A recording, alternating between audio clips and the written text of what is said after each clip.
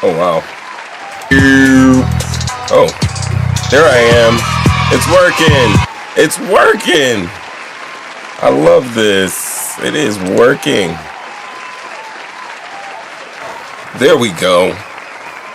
It's good, everybody. Right behind me is Mahmoud Khalil, right? And he's a Palestinian-born activist. He's also a recent graduate of Columbia University, and he was recently detained by U.S. Immigration and Custom Enforcement agents, also known as ICE. Now, this happened all on March 8th, and basically what's happening is, despite being lawful permanent residence, his arrest has been linked to his involvement in pro-Palestinian protests at Columbia that took place not too long ago. And he's also been basically deemed an enemy of the Trump administration, as they allege that his protests were aligned with Hamas. And as you guys know, that's a designated terrorist organization. I'm going to tell you what. This is talking shit, getting clicks. It's Wednesday. This is what our show's going to be about a little bit. We're going to do a little history repeating itself. Mahmoud Khalil. We're going to link it all in to history, and maybe it'll be something that will shape our future. But hey.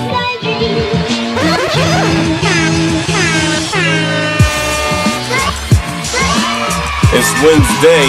That's right, talking shit, getting clicks. Who's my music? Bump me up.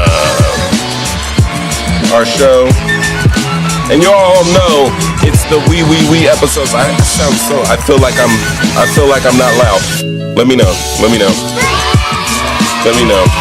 episodes live.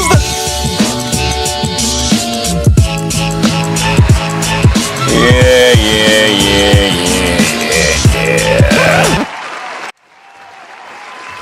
With Mo 3 times. That's me. What's good, everybody?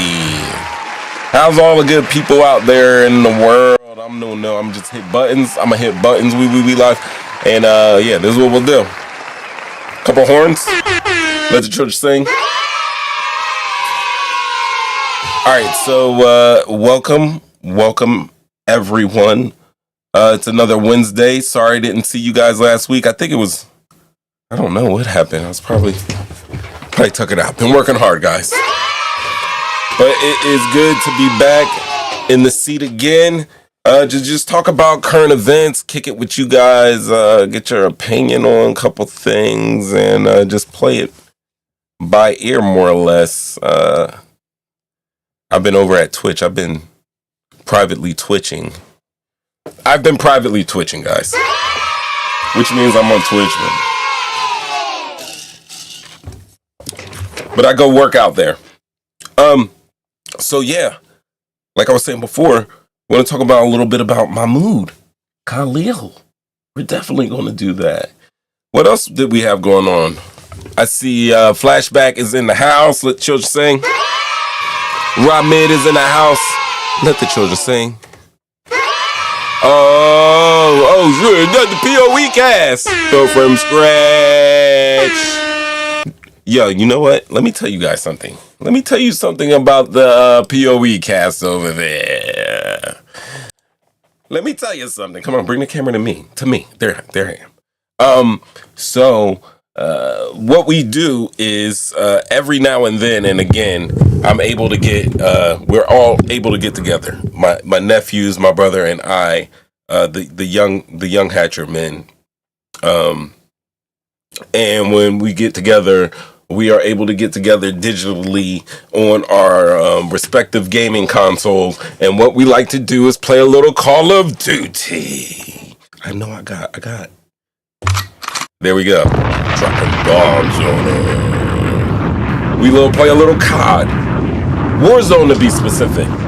You know, the old school map with the prison and everything like that. That's what we play when we all get together. And I clipped it. Now, I'm not going to play the clips for you guys. But let me tell you what.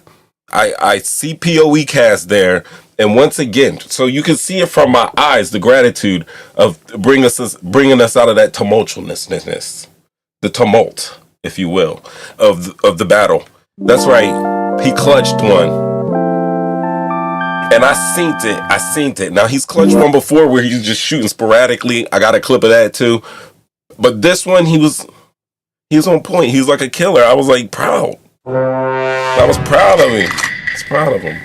I clutched a couple too myself, so you know what I mean. No one likes us, we don't care. That's what it could be like that. Speaking of no one likes us, we don't care. Brandon Graham gone? Retired? Should I you guys want me to put up the footage of BG? Let's not get it twisted. Brandon Graham is going to be missed by the Philadelphia Eagles. If you don't remember, he sealed the deal in the Nick Foles Super Bowl win that we got on Brady by getting the strip of the sack fumble. You know what I mean? He's been big. Big. His first sack was a sack fumble against the 49ers. And then his last sack came in LA. He got to Stafford. No one likes us. But shout outs to Brandon Graham. Great career in Philadelphia. He's going to be missed. And man, I think that's a little bit of a loss there. That's a little bit of a loss. We've been losing some good guys over there. Some good guys. Ended 15-year career. Bro, he was drafted 13th overall in 2010. In 2010, I was doing things in 2010. And he was drafted 13th overall. Come on, y'all. 6'2", 265, 487 total tackles, 76 and a half sacks, 22 forced fumbles. But you already know the pivotal strip sack on Brady. So we could get our first Super Bowl win. You know? He's going to be mixed. He's going to be missed. Beloved figure in the locker room, I'm told. No one likes us. We don't care. That's where. Man. Craziness. Crazy. Shout outs to Brandon Graham. Make sure to sing for Brandon Graham. Brandon Graham.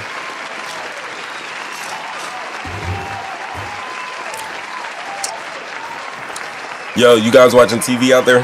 What are we watching on the tube? Phone lines are open, 313-825-5557. We can talk about my mood. I can get into some historical references. We can talk about the Trump deportations. These are the things that I've been actually focusing and reading deeper and researching. So, you know, I put together a little presentation. I like to mix the history with what's going on today. You know, as just to show you, because I think that there's a theory that if you don't learn from history, you're doomed to repeat it. And it's one of the theories that I agree with. And I set out each and every week, damn near, to make that proof. WWE Raw on Netflix. How was it? Yo, speaking of Ramid, what do you think about John Cena turning heel after all of these years? You can't see me. You can't see me. What do you think about that? I'll wait. What do you guys think about that? John Cena? The heel? Do I gotta bring him up? I like his entrance music. I'm not gonna lie, it's catchy. And he talks that trash. He talks the good trash. You gotta talk the good trash in the WWE. Like, you obviously gotta have the wrestling chops. You gotta have the fundamentals down, good communication skills with the guys you're working with out there. Like, come on, we're good for business. Definitely good for business. Like, how did Ramid, you call in, please. 313-825-5557. Call in, because you gotta explain to me, because I didn't see this.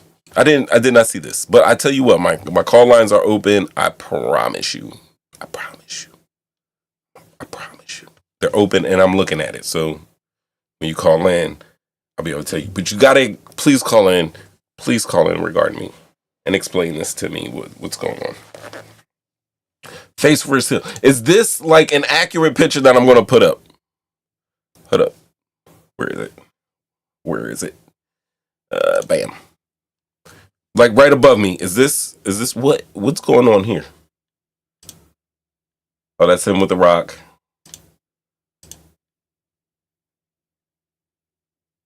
People got questions. Let's check out this Sportster. Still watching. I'm watching the phone. You know what I mean? I got my call-in studio up there. Oh, great news. I got to let you guys know that this show is actually sponsored by Call-In. No, it's not. It's not. But they probably should. You know, they can sponsor me for like a free month of their service. I will rock with that. All right. Yeah, there's 4 questions. Like, I don't know what happened. All I know is that John Cena is no longer considered a good guy in the WWF. And that's okay because I'm a big fan of the heels. Rod, that's you? Yeah, I missed it. Yeah, I did. Yo, tell me about this. What's going on here? What's going on with this John Cena turning into the bad guy, a.k.a. the heel?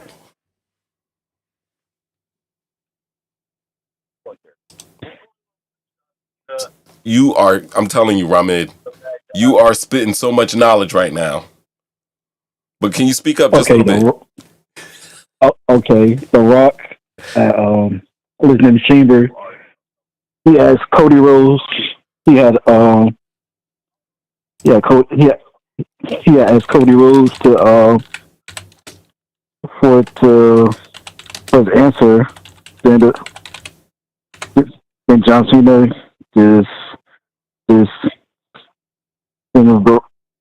John Cena turned heel that day. He gave him the signal.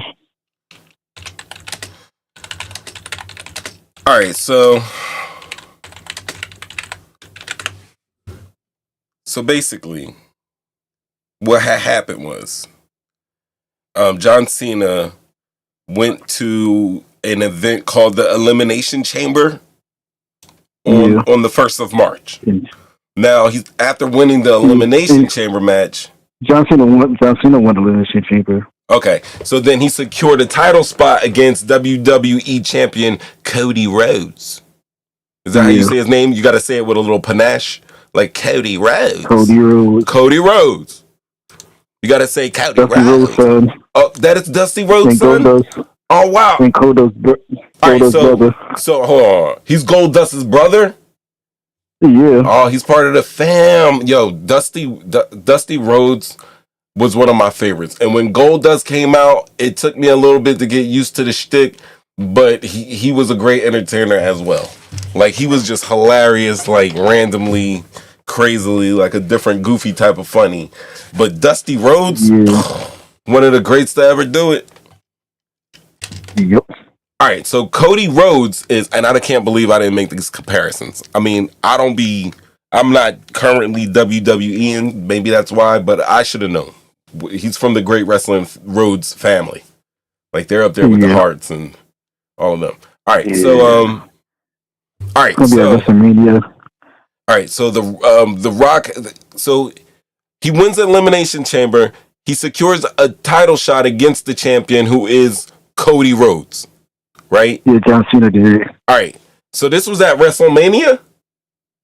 No, it's going to be at WrestleMania. All right, so John Cena versus Cody Rhodes. Okay, so we're not talking about. All right, I get it. All right, so this is what happened on the first. He's turned heel on the first, and all right, so they said The Rock entered the ring, right? And then he extended the offer to Rhodes to become the corporate champion. I guess that's a different championship. Yeah. What's the corporate champion? Is that higher up? Because he's part of TKO. He owns part of TKO. And so corporate champion everything. is like champion of everything. Yeah. Oh shit! I gotta get back into this. Is exhilarating.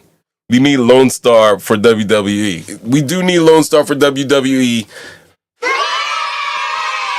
All right. So The Rock enters the ring. He offers Rhodes to become corporate champion, right? And then Rhodes declines. He says, "No, I don't want it." And then in a twist, Cena attacks Rhodes and aligns himself with The Rock, and he turns heel. Travis Scott was there as well. And Travis Scott was there? Going crazy. Like 8 dreads flying. Ha! All right. So then a couple days ago, Cena appears on Monday Night Raw, right? Yeah, that was at like 3 o'clock. Because they in Brussels, they do the European tour. It's going to come on early. Okay. Normal. You on it. Next 2 weeks. All right. Now, and WWE Raw is only on Netflix, or can you watch it anywhere else? But it's exclusive. It's on Netflix. Netflix got the Raw deal. The Raw deal. Yeah. But they have them like January 26th. Okay. You can watch other old Raws too as well. You're right. They were in Brussels, and he gave a promo targeting the WWE fans, and he accused them of mistreatment and disrespect throughout his 25-year career, right? Yeah. He declared he's neither a babyface nor a heel, but a human being. That's great. He's not a babyface nor a heel, but a human being, announcing that he will be walking away at the end of the year due to the toxic relationship with the audience. This is a first. Ramid, I know you've been doing it for a minute on the WWE tip. Has anybody ever walked away from the game, from the organization, due to having toxic relationships with their audience? No.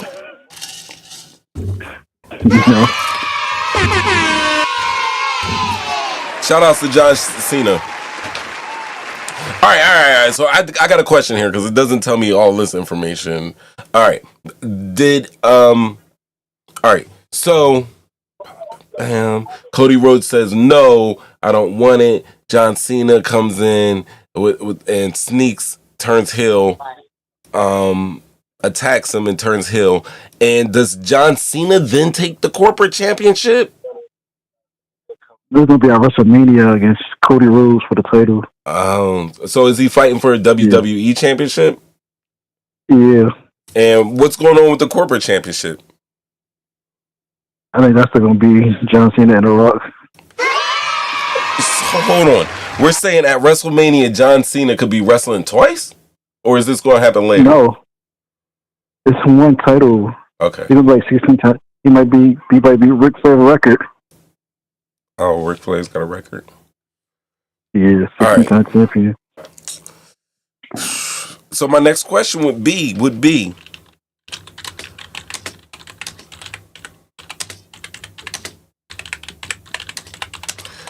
of all time, who is your favorite heel in wrestling, aka the villain?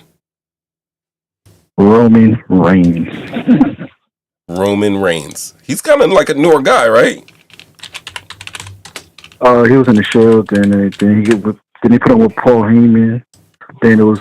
I remember seeing this guy. I remember seeing this guy. Oh yeah, we're gonna have to talk a little wrestling because, I mean, the storylines look great. So he was one of your favorite bad guys. How about Ric Flair? How about Ric Flair? No, Triple H. He's all right.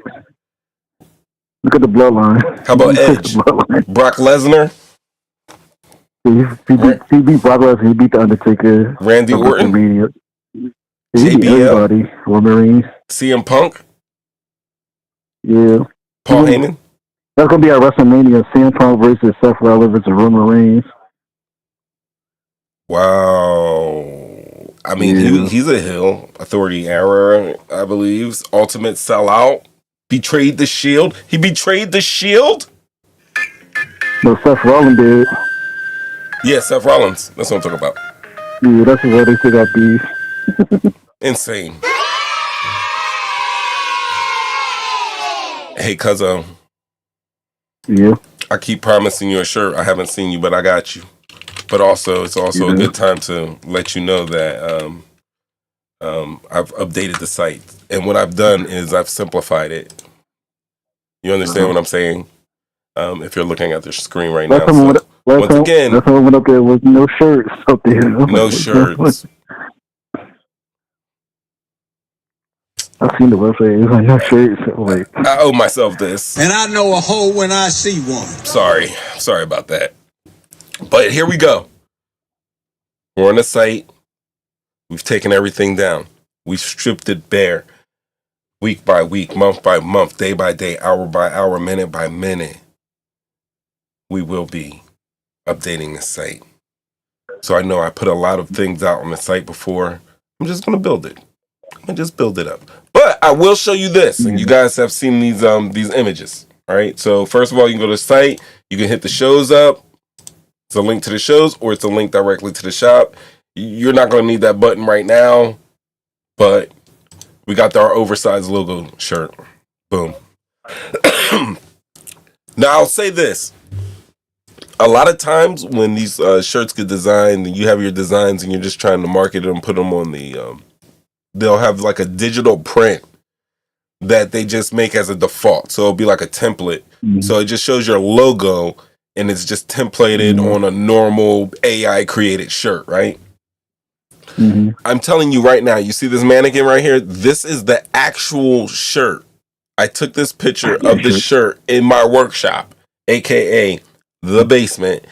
This is an actual shirt. You've seen me wear this actual oversized logo in a couple of previous episodes. I'm glad that you sat here and you qualified that for us. Y'all don't gotta clap at everything. But you should. You should really clap in the cup. Right? We took the cups away. We're stripping everything bare. We're going to build foundation up now. And then the beautiful 3-time sweaters. Now I know I got the big face. It's kind of egotistical and everything like that. Believe me, it's not. It's just that you're with 3 times. You're with 3 times. And you want this one. Not this one. Not that button. Not that button at all. Many people know them as the jump out boys in their city. You know, it ain't nothing big right there. It's nothing big right there. But boom, we got this. It also comes with. Hold on, it's the with 3-time sweater. Believe me, these things are lightweight. They are balanced with the poly cotton blend, so you get the breathability with the durability. You know, and it's something that's just beautiful, especially right now. Check this out. For this time, it's a little rainy, it gets a little wet, it gets a little windy. In the mornings, you might need something to just boom, throw on and just look fly and fresh to death and represent at the same damn time. That's right, because it sounds like I'm trying to sell you, but I'm really not trying to sell you. I'm just letting you know things that you can do with it. I'm giving you ideas right now. So yeah, you could just throw those on, breathable, nice little workout piece conversation. People are going to be like, yo, we love the colors. Once again, I'm telling you, this is an actual factual piece of merchandise. This is an actual shirt. This is not a template. This is not a digital. I am showing you these pictures are the actual products of themselves. I thought it would be a good idea to do that. Because with the last store, I would see some things. I was like, yo, this looks fine. Then I'm like, oh, it don't kind of look like how it looks on the picture. But what you're seeing in this picture, you're absolutely, positively gonna get. I say this because I love this. I can't. Please regard me.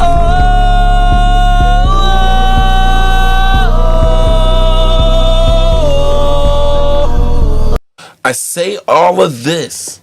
I forgot what I was going to say. Oh, because I just want you to know that these are what it's going to be. I got one of those my Eagles shirts, and it was a great shirt, great quality shirt. It came out like great. The t-shirt was quality. The print looked good on it, but it wasn't the absolutely positive way that I designed. So I took a more hands-on approach, and what you see right here is what you will get. Now I can hit that button. Yeah, like that. Thank you. And it is something flashback, and I'm going to tell you why it's something flashback, because I can't sit up here and straight criticize Trump administrations and make little high and mighty little opinions and declarations and try to be any type of knowledge of authority or anything like that, and then you guys are getting the whack-ass merch. That's what it is. With the whack-ass merch to the left. Not saying that, all the merch that was on there previously was whack, because it honestly wasn't, but I just want a little bit more hands-on approach like this. I want to... It's got my paws on it. The paws of the people that I love on it. And, not a third-party person that's going to take my design and oop-de up the way it's going to be. You know what I mean? I'm on my Purple Rain shit right now. Ladies and gentlemen, I'm Prince Rogers Nelson at the moment. And I'm just letting you know that, who do you got? Actually, that's my question. Who do you got? Is it going to be Cody Rhodes for you, or is it going to be John Cena? It's 50-50. No matter who it is, it's good for business. Oh, wow. You don't even care? You got stock in WWE? Because I know they're trading. I know they're trading online. I know they're trading. Yes, I'm live. How you texting me? That was like 20 minutes ago. Yeah, so damn it. Look at that. Representing. All right, Ramin, you got anything else? Anything else going on that piqued your interest in the news? Any current events? Anything? The Social Security. You're talking about Social Security. Taking Social Security.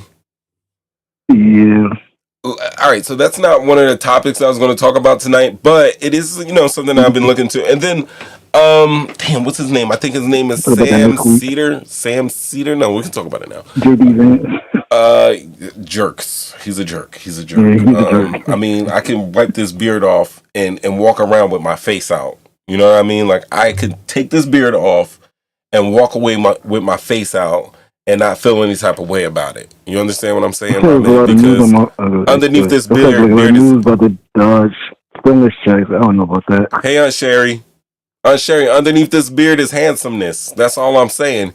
J.D. Vance, not so much. And I don't judge men like that because I'm from that old school, but I just got to keep it real. Sherry, Aunt Sherry. Auntie. Let the children sing. All right. So, Sam Cedar was actually doing, I think I was saying it's a little, I don't know, maybe on Twitch. All right. Sam Cedar did this, it's like an internet thing where it's like one person who is liberal versus 20 MAGA supporters. And basically they just tag in and tag out and be like, yo, I think I can argue this point that we're trying to make better than you, so get out of here. And he's just tried to, mentally debating karate style against these 20 people. So it's him with his more progressive ideologies against a 20-person team of Trump MAGA supporters. And one of the issues that came up that they were talking about was Social Security, because since I was young, I know that in the political landscape, they've always talked about, liberals have always led to saying that, hey, we need to preserve Social Security. Tormenta, at one point in time, the Republicans also held that, like, we don't want to touch your Social Security, and that's probably been like kind of the whole thing that everybody's been going through so far. Stormy. I see love. And all right, so with all of that, what Sam was trying to tell the MAGA supporter that was like, listen, it's adding to the cost. Social Security is adding to our debt. And what Sam was saying that, hey, it's not like that. This is something that we absolutely positively pay into ourselves. And they were trying to say that it's a Ponzi scheme. And there's differences between what's going on here than a Ponzi scheme, and it's quite, just being a jerk for equating Social Security to a Ponzi scheme. I mean, it's something that you pay into, and as a result of it, you're supposed to get something out of it in your older ages when it's hard to make an income, you know, when the ageism kicks in and the young people need to take over and, you know, live their young lives and everything like that, and you're getting out of there. You need to have a little bit of money, a little extra money to give to your grandkids or something. You know what I mean? You hit your taxes on your house because you pay your house off, but you're still going to have to pay those taxes. And like, how do you keep your house in older when you're out? You know what I mean? That's like, it's a pain. So Social Security there, it's just as a little safety net to keep old people who are going to be like very vulnerable to the elements out of the elements, you know, the streets. And what has happened is, and it's something that, you know, we try to do each and every week out here, is just try to fight those little pieces of misinformation, because people will latch on to that shit. And then next thing you know, you got, 1 verse 20, and you got 20 people trying to tell this man about Social Security, and they don't really know nothing because they all watch Fox News and FN, I don't know, name a conservative, I can't right now. Tucker Carlson or fucking, one of those guys out there. I want to say like Rush Limbaugh, but I'm not going to go there. But basically, that's what it is. So, but that has been a thing that a certain political party has been trying to get rid of, and it's not really getting rid of it. They just want to take the money out of it. They get rid of it, they're going to have a little surplus of cash there. So it's always something. It's always something. Anything else? Yeah, good. That's what's up, cuzzo. I can't believe I hit the hated it button. That was a mistake. Look at me out here dodging raindrops, Mo. All right, cuzzo. I'll check you later. All right. Peace. Thanks for calling in. Yeah, I'm still watching you on my big TV. All right, you're going to have to hang up first because I got like mad tabs open. I can't find my phone app right now. Peace. All right, guys.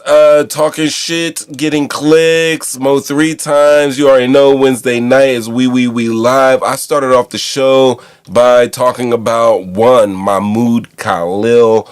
Why we're talking about this. We're tying it in with history because we don't want history to repeat itself, even though it seems like history is about to repeat itself.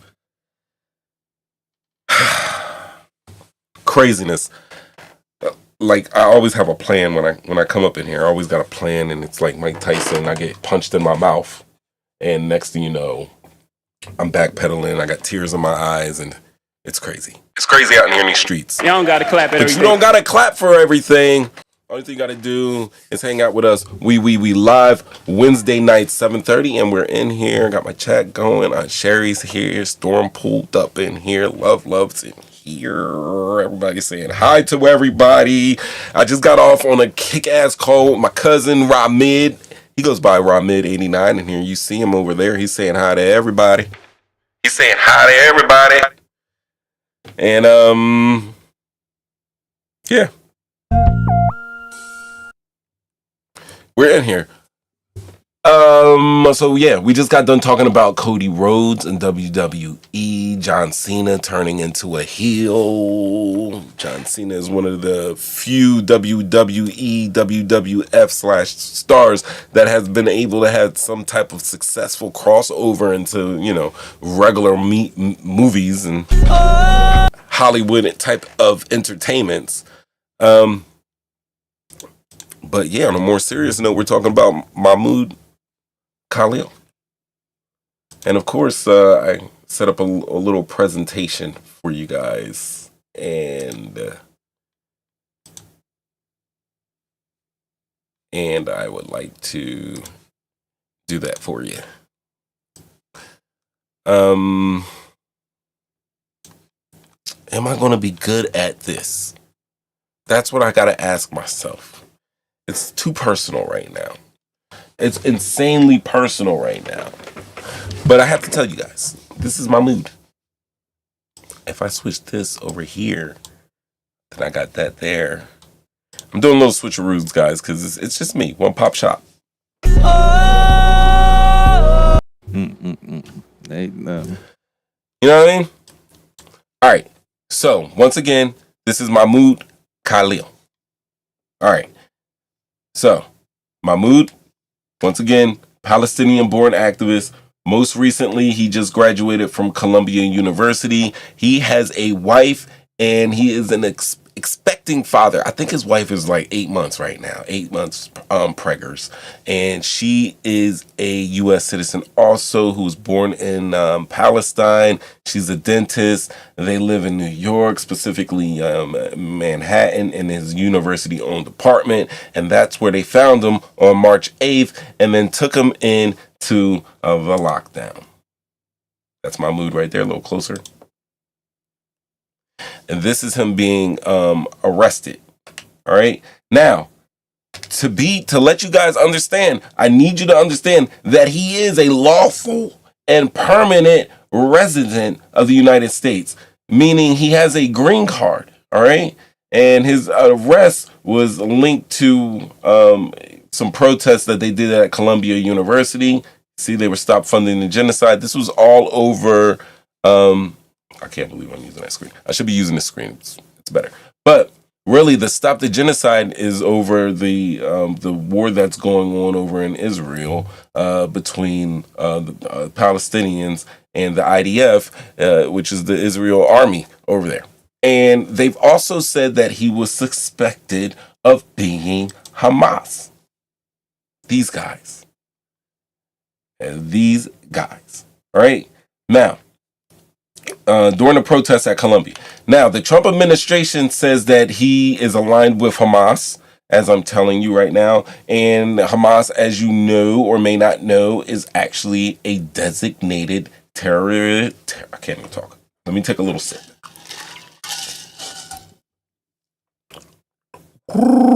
Terrorist organization.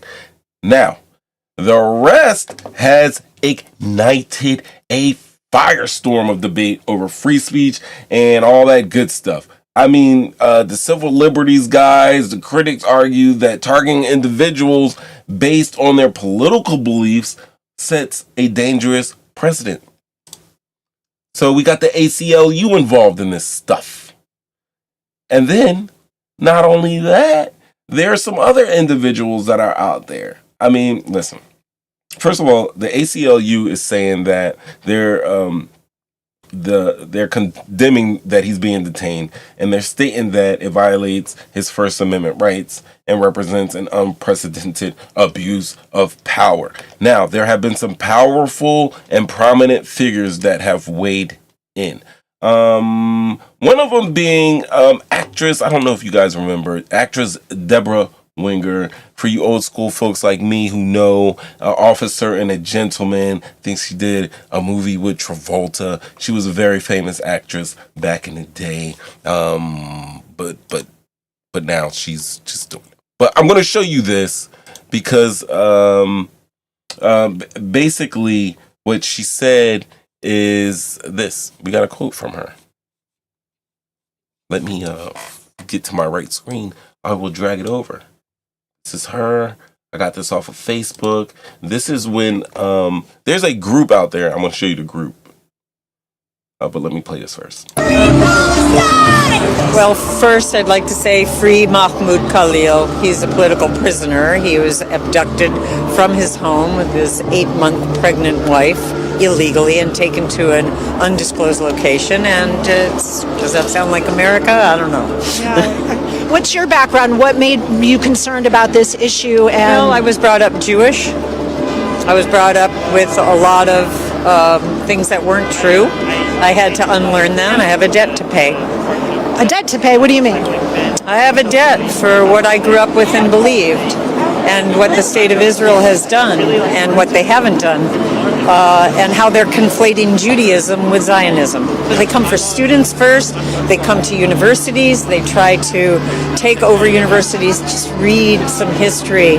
Every single fascist regime has done this. They start with the educators and the students because that's where the movement is strong. So yeah, that's Deborah Winger.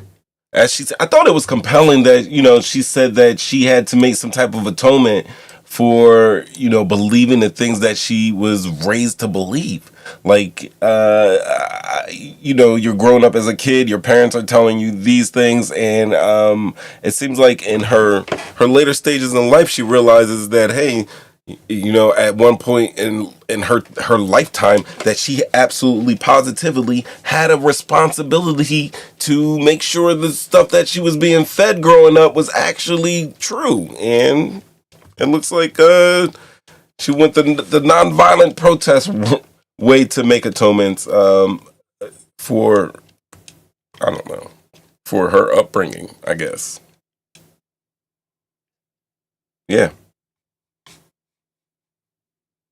Let me know. Call in 313-825-5557. That is our phone number. That's what it is. That's our phone number. Yeah. Deborah. All right.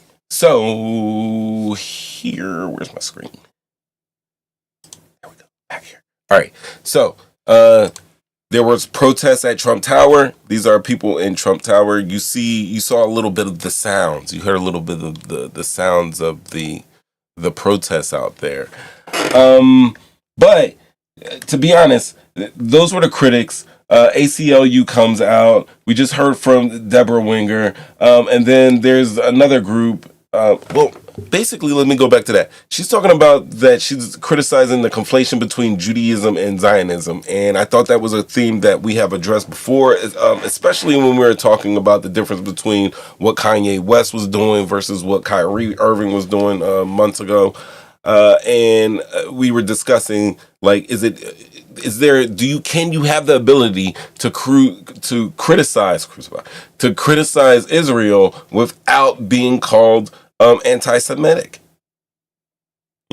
Or is there a difference between Israelis and Zionists? And we went through all that. We talked about what Zionism is and what Judaism is, and how some of the Orthodox Jews just over in Israel were anti-Zionists. Like, they did not believe that Israel should establish a state. And then just like here in America, we got people who are liberal, we have people who are conservative, we have people who are ultra right wing, we have people that are radically left. So they have the same issues over in Israel, just like that. And they have differing opinions about the situation that's going on in Gaza and the involvement of their own Israeli government. So this is just one of those cases that we're talking about. Once again, staying focused. Mahmoud Khalil is an organizer that was protesting at the Columbia University, and he was protesting the Israeli military movements in Gaza after October 7th. Have to be reminded that October 7th, Hamas did basically what amounted to a sneak attack on Israeli citizens, most of them, still in bed or, partying from the Saturday night before, still getting their party on. So this group that was at the Trump Tower, they are called the Jewish Voice for Peace group, and here is Jewish Voice Peace, JVP they go by. And this is a website that they have. But I would also say that conversely, Secretary of State Marco Rubio defended the detention of Mahmoud Khalil and his actions opposing the U.S. foreign policy, saying that it could lead to visa. You know what? F all that. I got Marco Rubio's remarks right here. Let's check it out. Did I just say F all that? I'm getting it together, people. Let the children sing. All right. Here's little Marco. When you come to the United States as a visitor, which is what a visa is, which is how this individual entered this country, on a visitor's visa, okay, you are here as a visitor. We can deny you that visa. We can deny you that if you tell us when you apply, hi, I'm trying to get into the United States on a student visa. I am a big supporter of Hamas, a murderous, barbaric group that kidnaps children, that rapes teenage girls, that takes hostages, that allows them to die in captivity, that returns more bodies than live hostages. If you tell us that you are in favor of a group like this, and if you tell us when you apply for your visa, and by the way, I intend to come to your country as a student and rile up all kinds of anti-Jewish student, anti-Semitic activities, I intend to shut down your universities. If you told us all these things when you applied for a visa, we would deny your visa. I hope we would. If you actually end up doing that, once you're in this country on such a visa, we will revoke it. And if you end up having a green card, not citizenship, but a green card as a result of that visa while you're here in those activities, we're going to kick you out. It's as simple as that. This is not about free speech. This is about people that don't have a right to be in the United States to begin with. No one has a right to a student visa. No one has a right to a green card, by the way. So when you apply for a student visa, or any visa to enter the United States, we have a right to deny you for virtually any reason. But I think being a supporter of Hamas and coming into our universities and turning them upside down and being complicit in what are clearly crimes of vandalization, complicit in shutting down learning institutions. There are kids at these schools that can't go to class. You pay all this money to these high-priced schools that are supposed to be of great esteem, and you can't even go to class. You're afraid to go to class because these lunatics are running around with covers on their face, screaming terrifying things. If you told us that's what you intended to do when you came to America, we would have never let you in. And if you do it once you get in, we're going to revoke it and kick you out. When you come to the United States as a visa. Strong words. Do you know who I am? Little Marco. I got to close that out. That's right. Little Marco. Strong words. What do you guys think about that? 313-825-5557. He said a lot of things. He said, first of all, nobody has a right to a student visa or a green, or a green card, which is, technically true. And then he said that this isn't a freedom of speech case, which I believe anybody advocating for Mahmoud Khalil would say it's a freedom of speech case. He was protesting. He was sharing political information with students, and that's what was happening. And they protested because of the war that was going on in Gaza. And we would have to question that. We would really have to question that.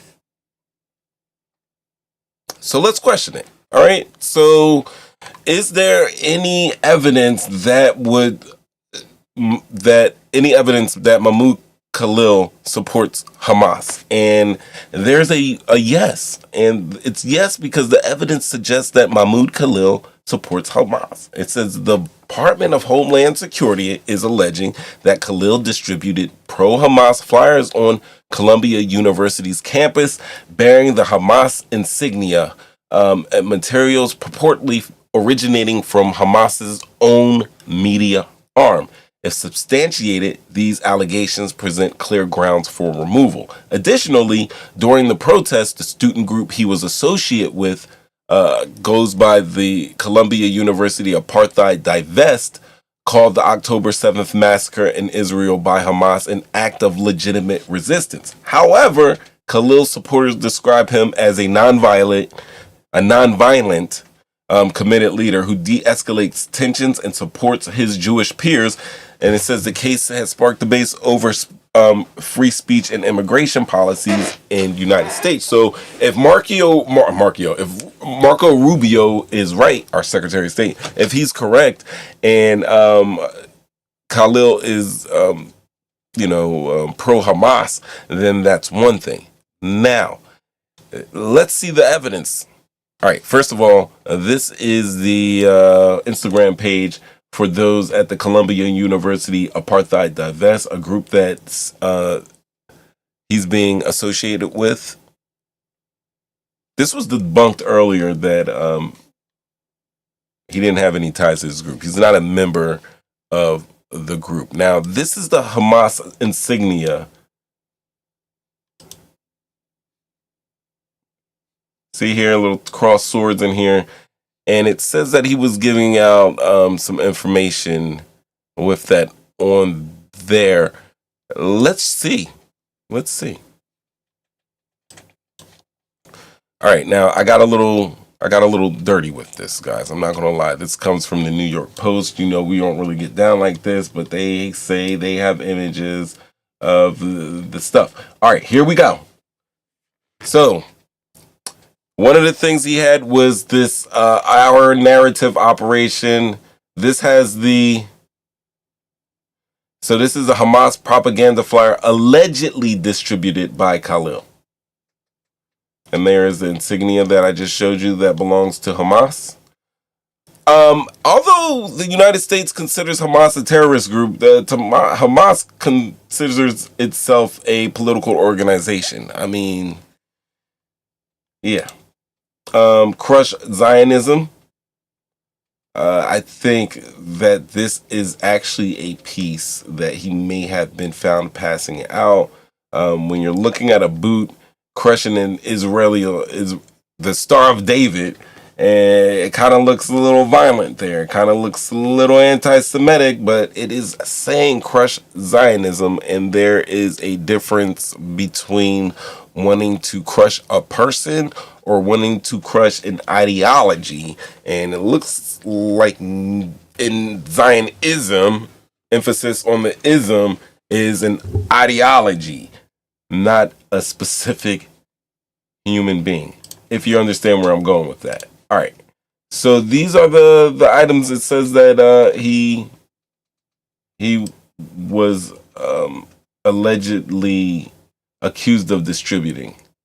So we're going to have to see. Now, if that's the case, that's the case. I would have thought, though, that this lady right here, God, never mind. I want to bring it up. Y'all know who this is? Yo, chat. Tell me real quick in the chat if you guys know this lady's name. Anybody? Go ahead. You know, it'd be cool if I had a little monitor action right here. Oh, I do have a monitor action. I don't want to do that. Let's add a monitor.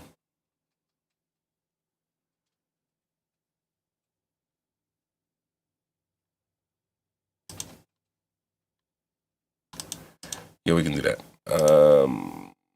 Automatic display. Shrink it. Let's throw that sucker over here. All right, you guys can see it. First name is Caroline.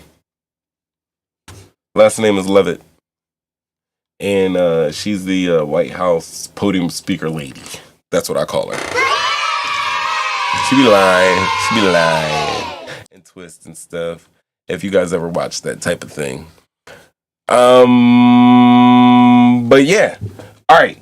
Now, if that is indeed true and there is evidence, then boom, there it is. So, we have to ask, is he actually on a student visa or a green card? And Khalil initially entered the United States on a student F1 visa in December of 2022 to pursue graduate studies at Columbia University's Schools of International and Public Affairs.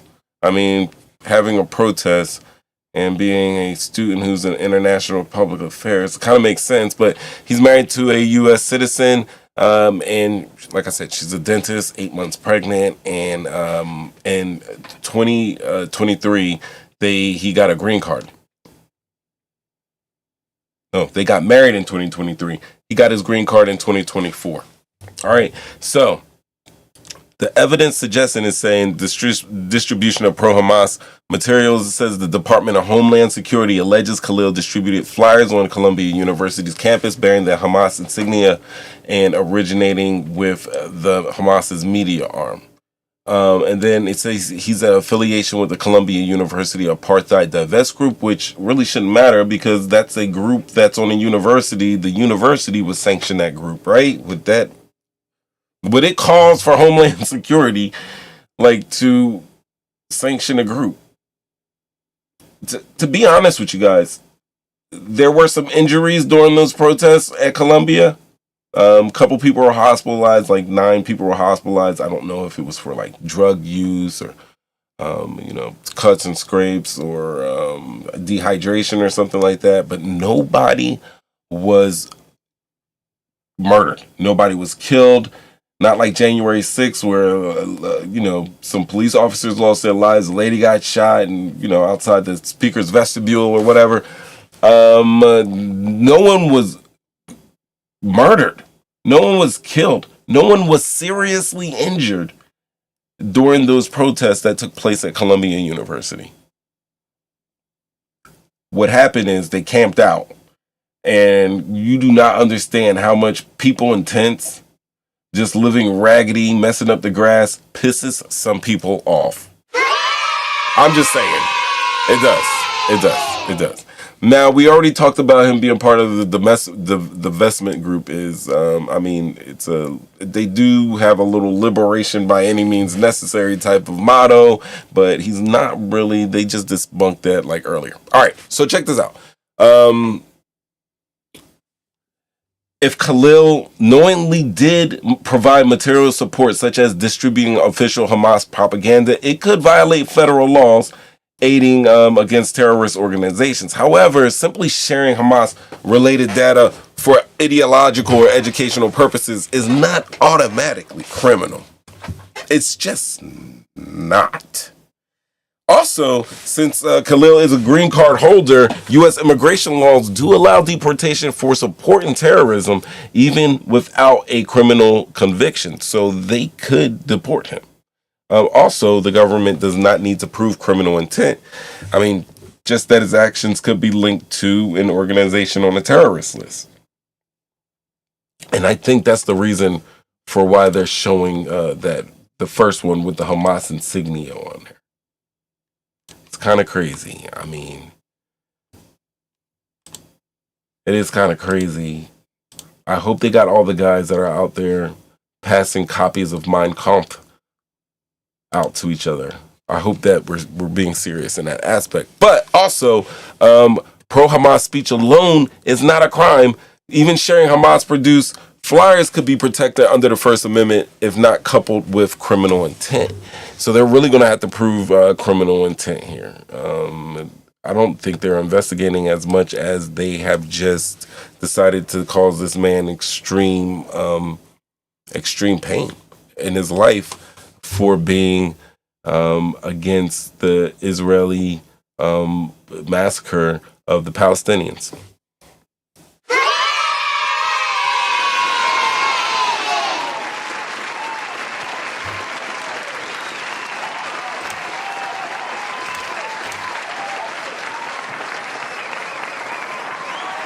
Let's get back to it. But yeah, were there casualties? Yes, there were. There were casualties during the protests. I lied to you guys. There were reported injuries. 37 protesters were injured, with 9 requiring hospitalization. And students were attacked with the injuries reported weren't of the students injuring themselves. They were being injured by the police.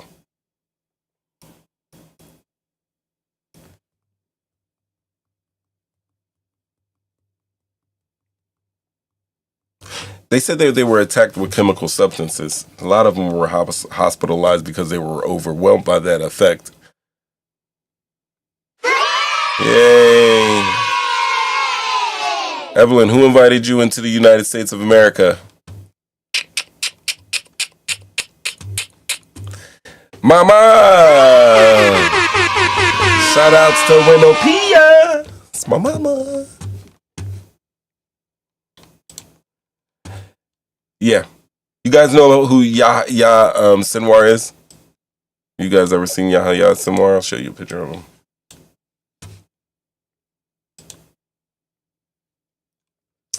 Yeah, he's a Palestinian. He's a militant and political figure.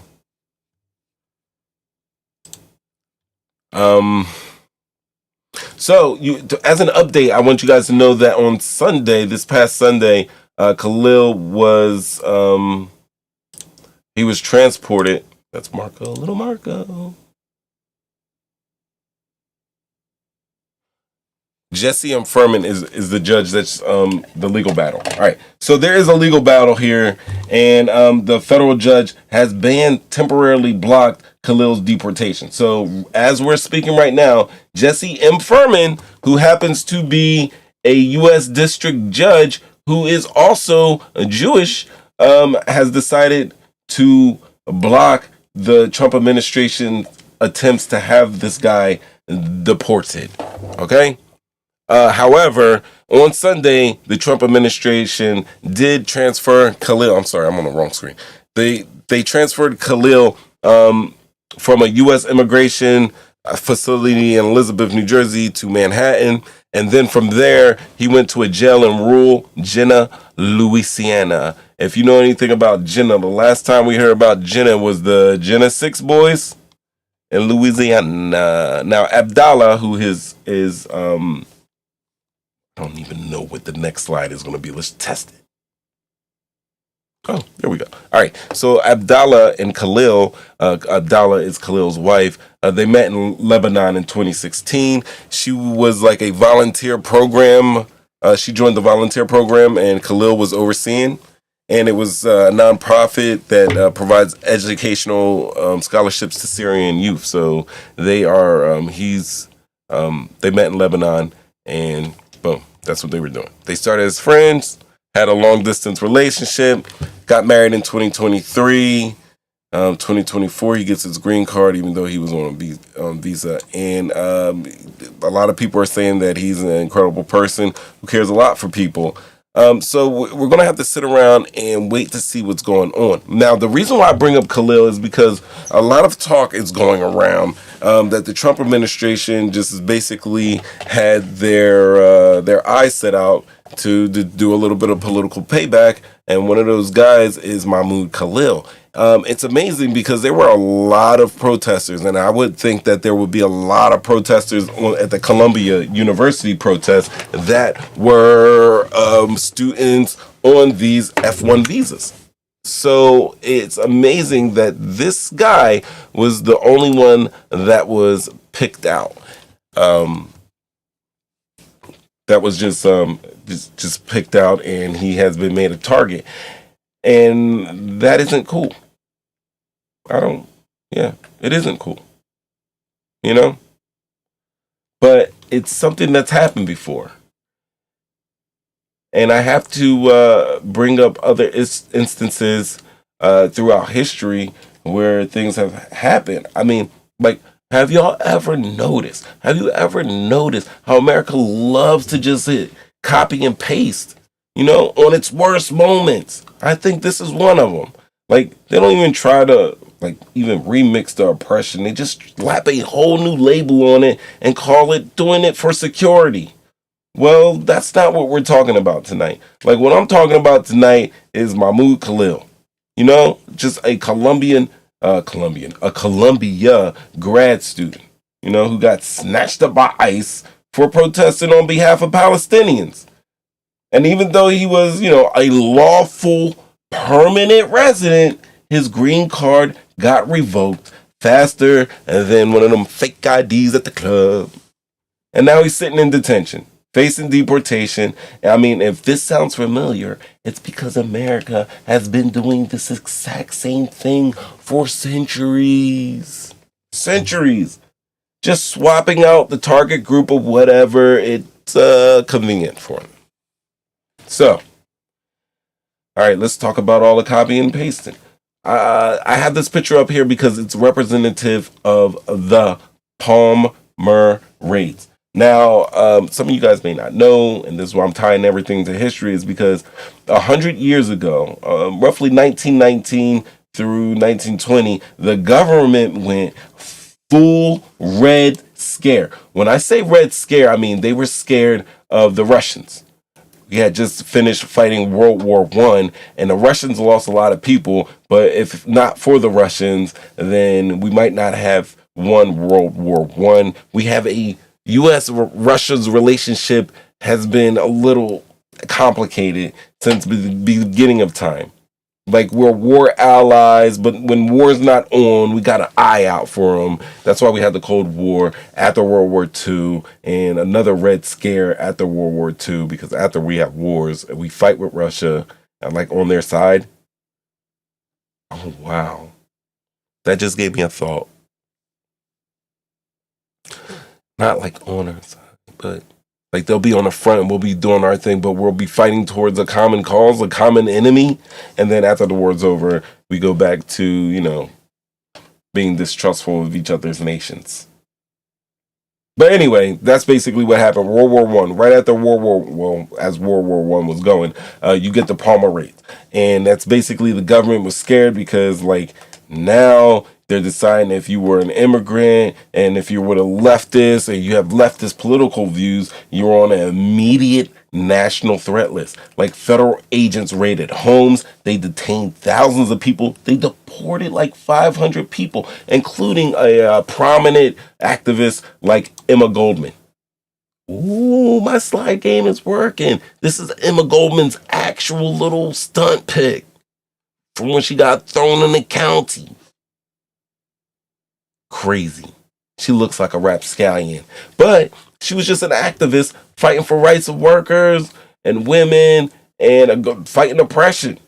And just like that, just like Mahmoud Khalil, they weren't arrested for any crime. They were arrested for their beliefs. If you don't think that's crazy, I'm going to tell you what. You see what this is? Welcome to Topaz City. You see this man's face? You see these people right here? These people are Japanese.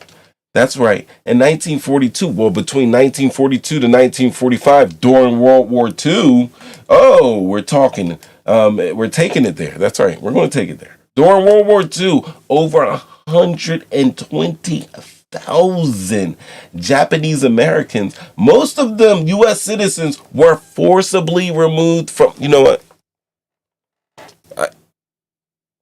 I'm not going to do this. I'm not going to do this. I'm going to let somebody else do this for me. I found something earlier today. Let me bring it up. Ladies and gentlemen, the late, great George Carlin did a little number here. Let's listen to it real quick. Here's one more item for you, the last in our civics book. Rights. Boy, everyone in this country is always running around yammering about their fucking rights. I have a right. You have no right. We have a right. They don't have a right. Folks, I think that's the wrong one. Here we go. Japanese American. In 1942, there were 110,000 Japanese American citizens and good standing, law-abiding people who were thrown into internment camps simply because their parents were born in the wrong country. That's all they did wrong. They had no right to a lawyer, no right to a fair trial, no right to a jury of their peers, no right to due process of any kind. The only right they had, right this way, into the internment camps. Just when these American citizens needed their rights the most, their government took them away. And rights aren't rights if someone can take them away.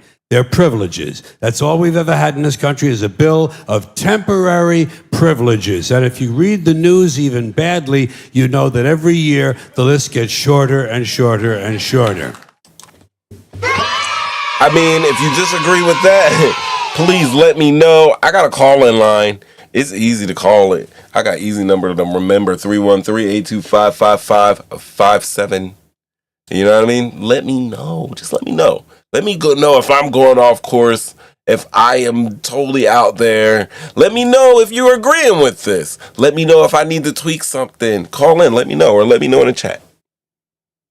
Little Marco.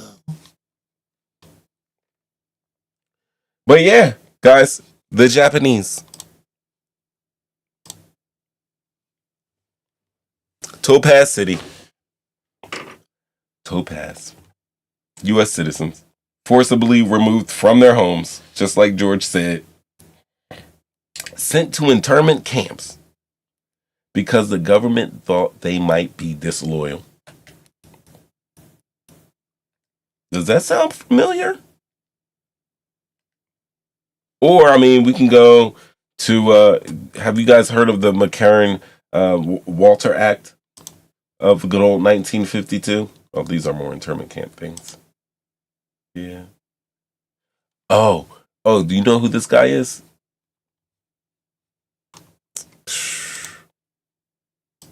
Huh? Look how these guys are dressed. These are Japanese guys here.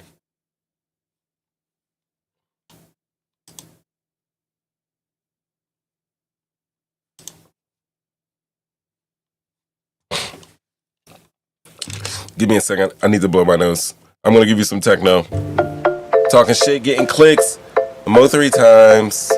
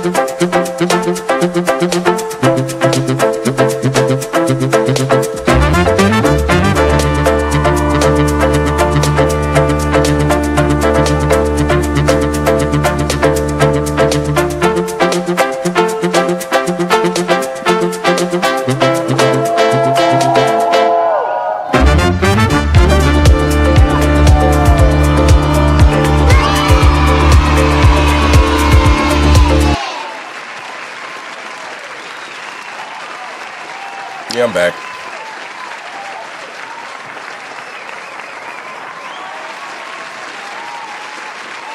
Craziness.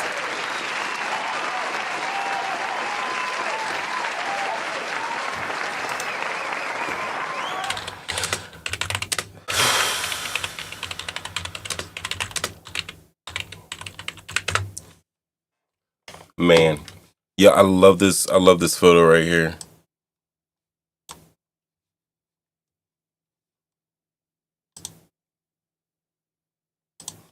I love this picture right here.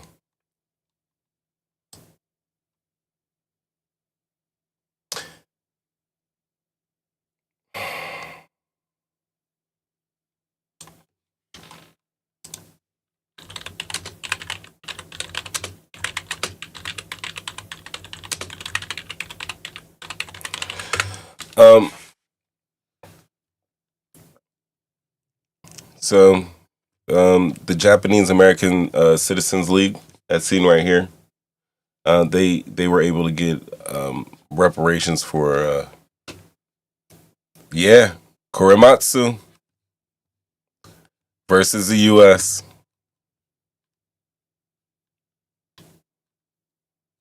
What's up, Will? Korematsu. Fred.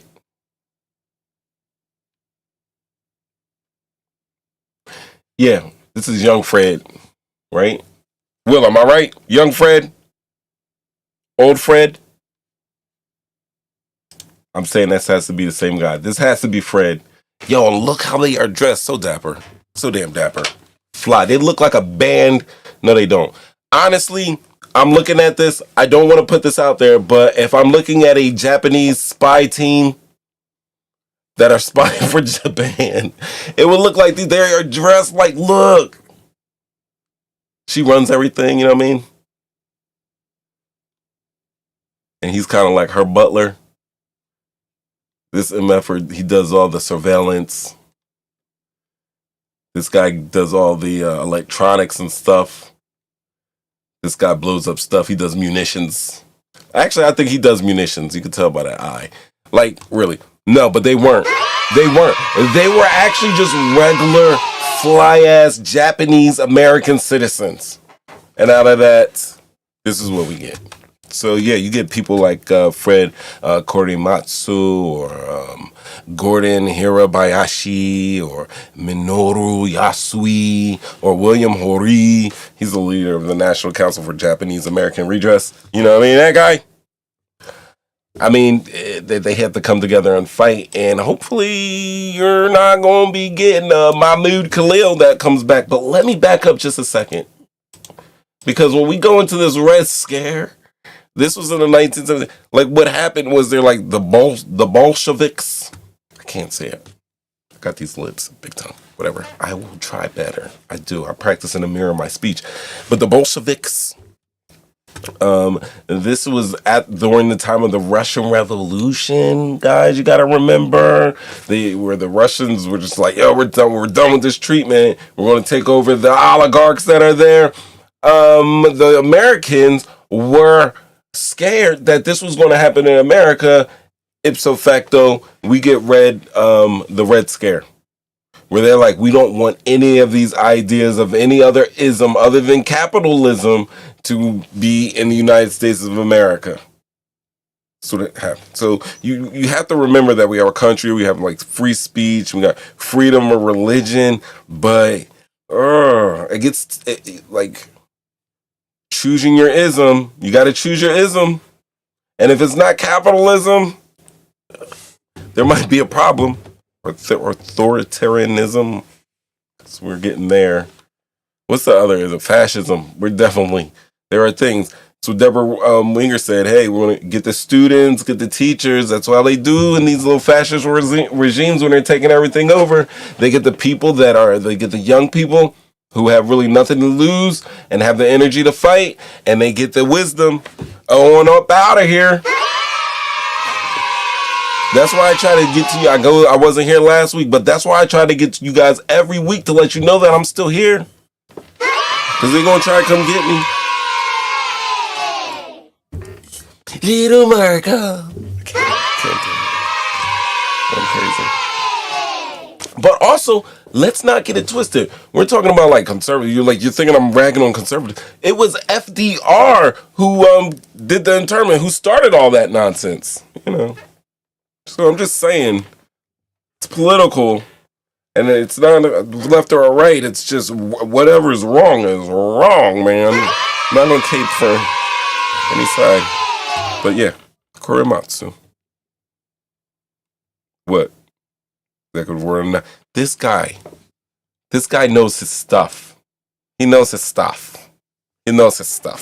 Yep, 9066. Exactly.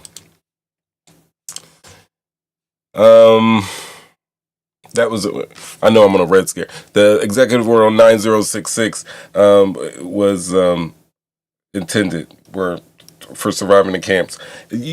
Will, all right, Will, you got the answers right now? Tell me, real quick, how much compensation did each survivor receive?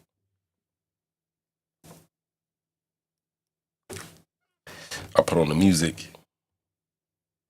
I won't do the techno music. See if we got anything else. Oh yeah, that's my jam.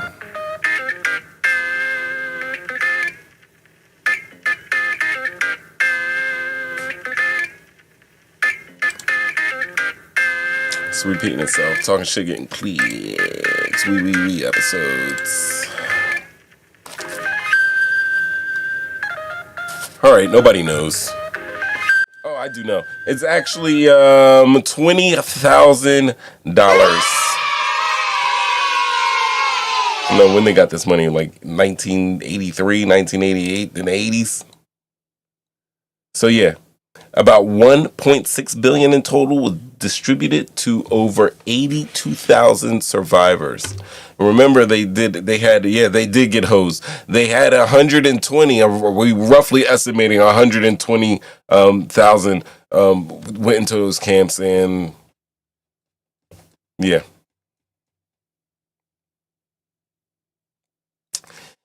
Yeah. So yeah, the Japanese Americans who had already died before the law was enacted, descendants of those who were interned, only survivors received the payments.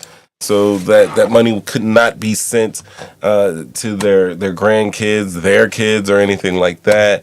If they weren't on this earth, then they weren't getting none of that. I shouldn't even. That's crazy. That's crazy. But yeah, so this is what happens. And right now, this could just, I don't know, we could go into the deportations of the Venezuelans into El Salvador. Like, this is crazy. This is crazy. It's Charlie Chaplin, because like they did another Red Scare, and then we get McCarthyism. That's what I was going to go into the McCarran Act, but it's all the same thing. If you've seen it once, you've seen it again. The Red Scare happened again in the 1950s. A lot of people from Hollywood were bought up, and it seems like we're about to go back to those golden times. I guess those are golden times that the guy that leads the Trump administration was talking about. We're going to go back to the golden days where we're going to march people in front of Congress and sit down and ask them, are you, I don't know, are you in favor of DEI? Get your ass out of here. Do you have both an Adam's apple and a vagina? Get your ass out of here.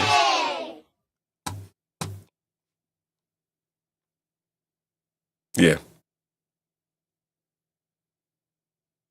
Whenever the word war is used. However, Will, you would also know that we are not currently at war with Venezuela. If we're talking about Venezuela, we're not at war with Venezuela. I think he used the words invasion, like we're being invaded by illegal aliens type of talk. But we are definitely not at war with Venezuela, which means that technically he can't be on those type of wartime orders.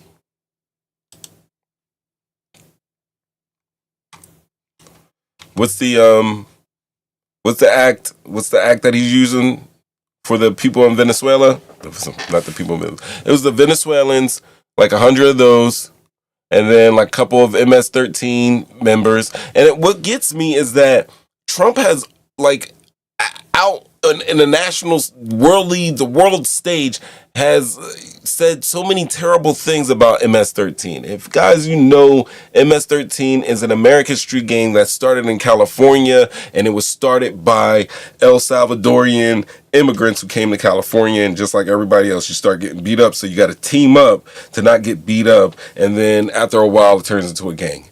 Every I don't know, every group that's crossed onto this land has gone through it, and it's probably still going through it. I mean, yeah.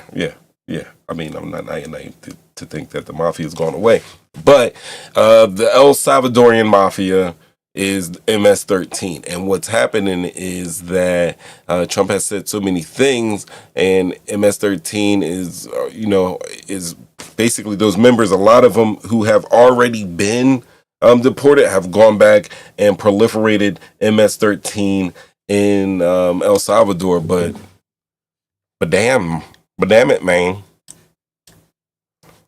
Like, that's crazy.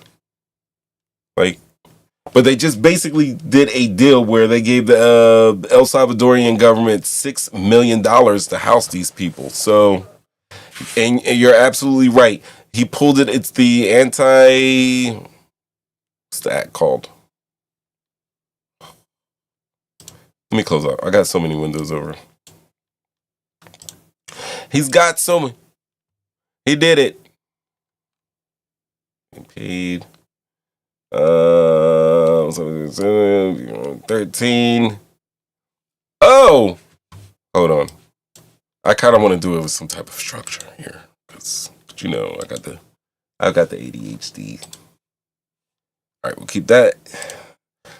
Let me do a little cleanup here, guys. I got too many screens open right now. All right, so just beyond Mahmoud, what we have is way beyond Mahmoud. Oh my god!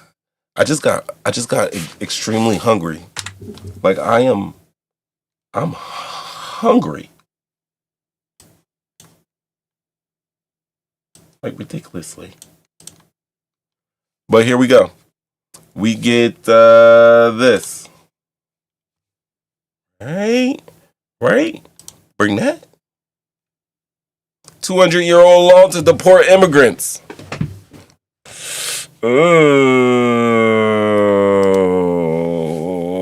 What does Russell Wilson have to say about this? What will Russell Wilson say? Be careful though. It's spicy.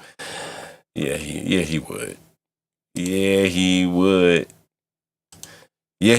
I could. Oh my goodness. All right, so listen. He's using the Alien Enemies Act, and it's legally dubious And I would say it's because first and foremost, no war has been declared, right? Also, it bypasses a due process. And listen to me, you still have rights, even though you are not a United States citizen. You still have congressional. You still have some constitutional rights afforded to you. And one of these things is that you cannot be deported without due process. Donald Trump is bypassing. Does anybody understand why? Oh my God, the Wawa cart is ready. Damn it!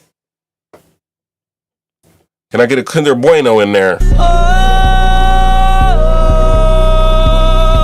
am I asking for too much? Am I asking for too much? Let me know in the chat. If I'm getting a Kinder or a honey bun, you know what I mean? I need something. All right. Will, this is crazy.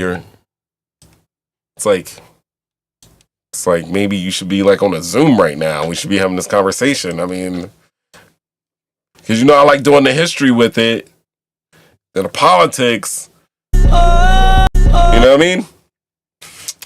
Can I get guys? First and foremost, I apologize. This is not pod professional.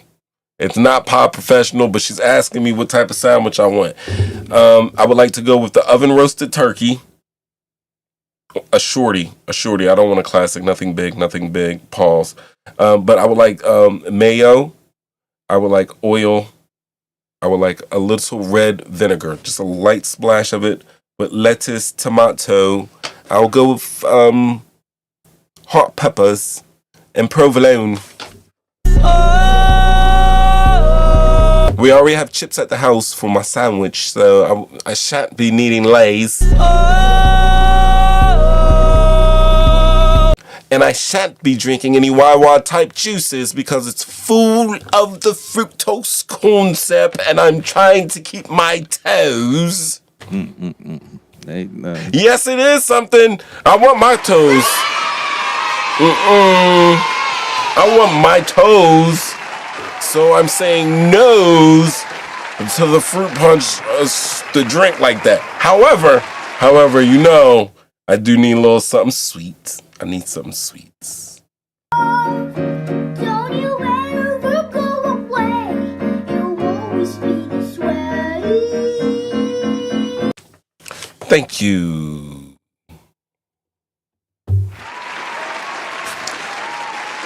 All right. So, I mean, no wars declared. We're bypassing due process. Why would we be bypassing the due process? That's right. That's what I'm going to ask. And the answer is going to be because due process requires them going to court. It requires them being jailed at facility, and that costs money. And Donald Trump's big thing right now is cutting waste, fraud, and abuse. And I believe that his administration or Doge would actually consider this a type of waste, and it would be wasteful if they could just bypass the whole entire process and just kick people out. Also, there are already laws on the books that you don't have to use this Alien Act because there's already laws in the books that are meant to handle immigration, especially when you're saying that, hey, I am deporting very bad people, gang members, rapists, murderers, and stuff like that. When I go back and I look at this monitor, I know that gang members usually are tatted and ratted. And I see 1, 2, 3, and I don't see signs of tats on any of these guys. Now, yeah, their bodies could be tatted up. We can't see their elbows and everything. This guy does have a little tat right here. But usually when we're talking about gangs, they got them on their head. They got them on their face. They got that shit on their legs. They are bombed out. They bomb their bodies out. Looking like a damn 1984 subway train that's been riding through the Bronx. Smell me? I don't know. I'm having something going on here right now. Not to say, but I did notice the Venezuelan green. I think, what are they called, guys? The Anatrangalangua. I don't mean to mess it up. No disrespect.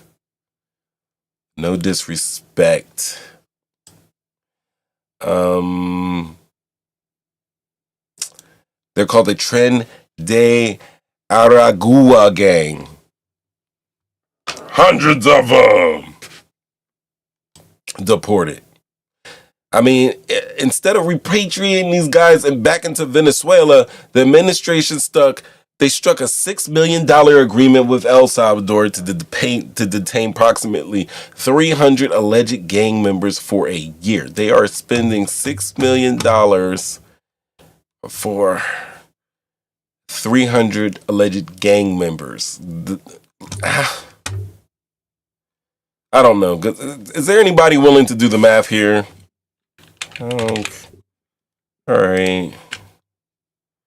6 milli divided by 300. 300, not 30. 300. That's 20. Well, yo, that's $20,000.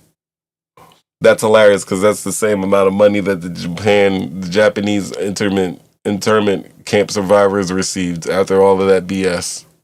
Because believe me, these guys were ripped out. Remember, the Japanese people were ripped out of their houses. Do you think they were able to take all their furniture and stuff? Do you think that their houses were still there when they got out of those internment camps?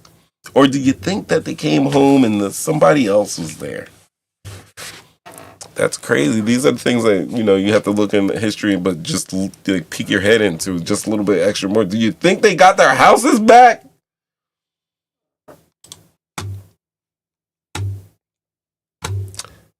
$20,000. We are spending $20,000. It's probably cheaper than the American prison system, though, right? So, Alien Enemies Act of 1798. The last time the statute was used was in World War II, and I just explained why with my Japanese buddies over there, with Fred.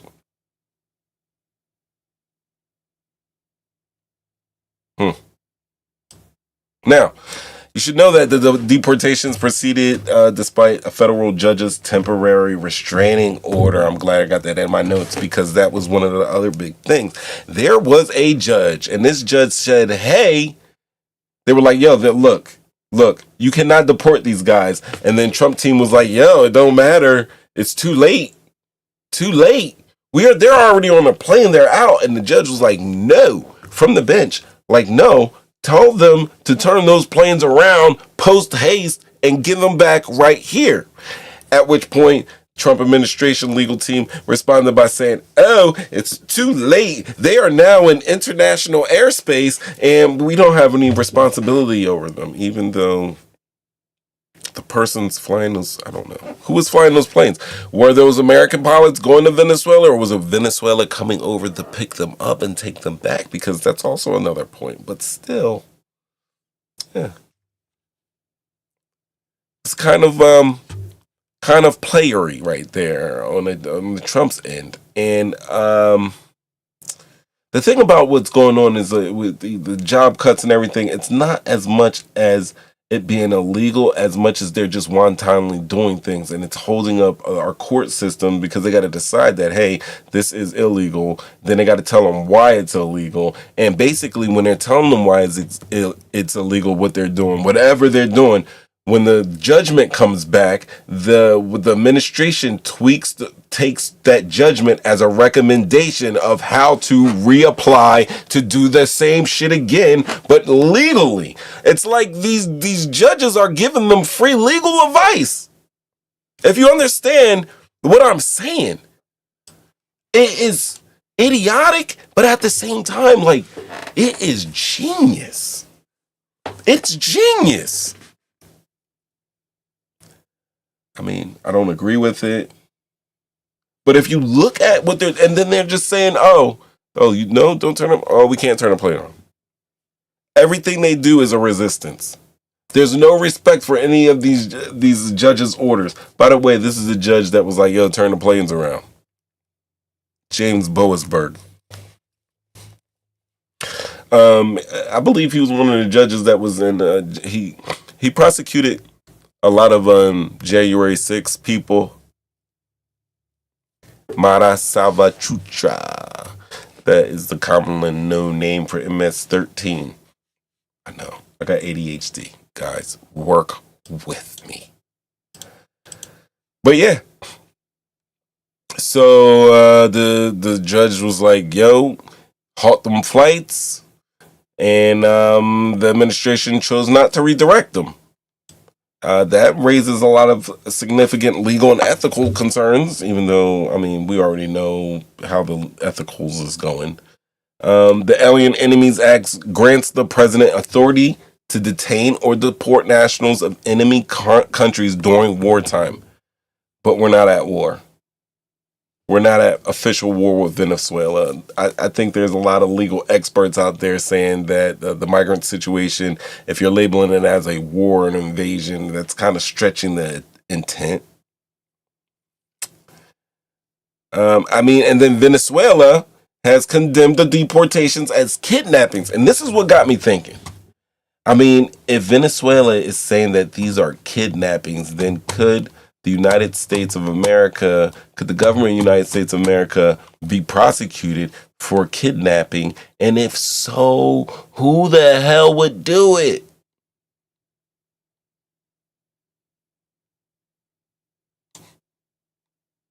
Who? So, this is what will have to happen. All right, check this out. First and foremost, I'll bring my camera. All right. First and foremost, and in my notes I have it. You got to have the diplomatic protests. Venezuela would likely demand explanations of why they're sending their countrymen away to El Salvador.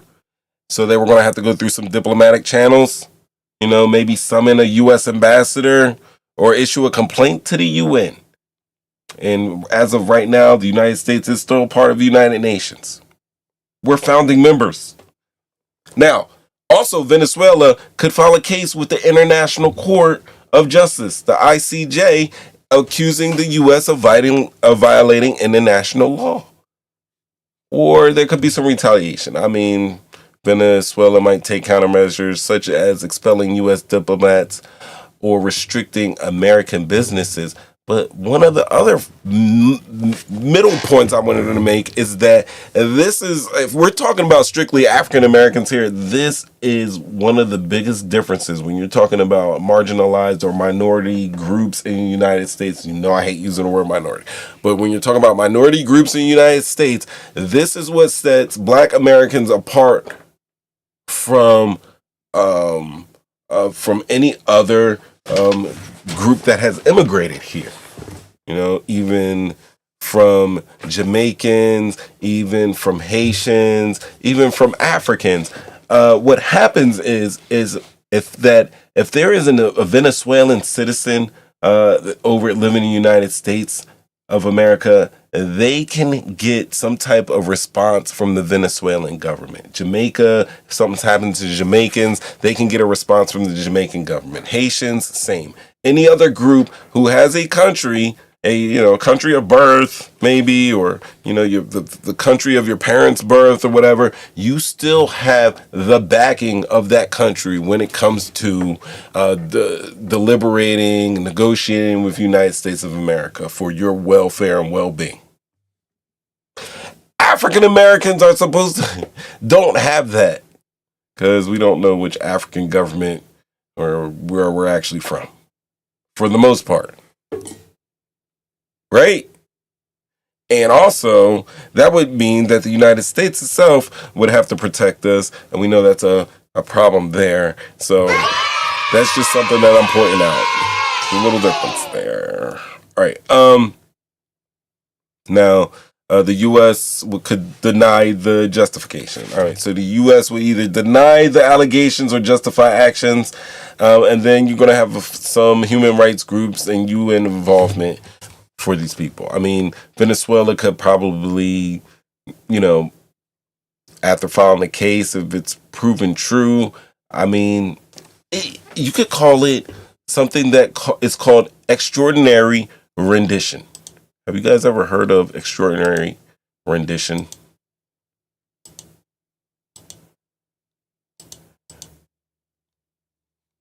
This is what I was going to throw up here for you guys here too. Gotta give you some. It's the Aliens Act.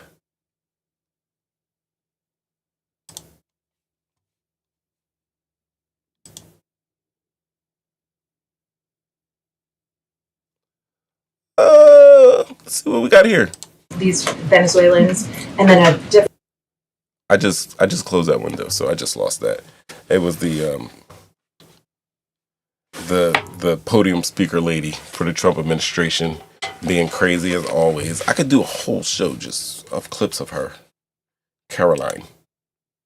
All right, so extraordinary rendition is extrajudicial practice carried out by U.S. government agencies of transferring a prisoner to foreign country for the purposes of detention and interrogation. Those agencies asserted that the practice exempted detainees from the legal safeguards afforded to prisoners under U.S. and international law. Basically, extraordinary rendition is usually used when we need to when there is a crisis in the United States of America, we need some answers, and we need to put a black bag over somebody's head who is not necessarily an American citizen, but it's on United States soil, and we need to do something to them off United States soil because of legal purposes or whatever like that. So, like during 9/11, taking people, well, I don't know, Guantanamo Bay doesn't count, but if you watch Zero Dark 30, you know what I mean? The guy that they were torturing to get to Osama bin Laden, that was an off-site. So they have little dark sites around the world where they can just snatch you from wherever you are, take you to wherever they want you to take you to, and go work from there. So imagine this, though. You got 300 persons. We know that our U.S. justice system, and I'm just spitballing here because this is just thoughts as I was researching this. I was thinking, like, you got 300 people that you just shipped off. We already know that the United States justice system is not 100%. So you would understand that out of those 300, there's a couple of guys that were just over there. They weren't gang members. They were working, doing whatever they have to do. They got snatched off the street, and now they don't even get no goodbye from their family, nothing, just snatched off the street, head shaved, and thrown on an airplane to go to Venezuela. And guess what? I mean, I'm sorry, to go to El Salvador, and they're not even from El Salvador. Now you got to go to jail, and you already heard me, $6 million for a year to house them. Do you think they're letting them go? Damn, bro. Yep. Your wife leaves for work. You got the kids ready for school. You just walk into the bus stop. The bus comes. You're about to go get on the game real quick, get a bacon, egg, and cheese, and hop on the game. And as soon as that school bus pulls off, you're confronted with ICE agents. Next thing you know, you're on an airplane going to a country that you've never been there before, that you have no roots at, nobody that you know. You're just a prisoner in another country.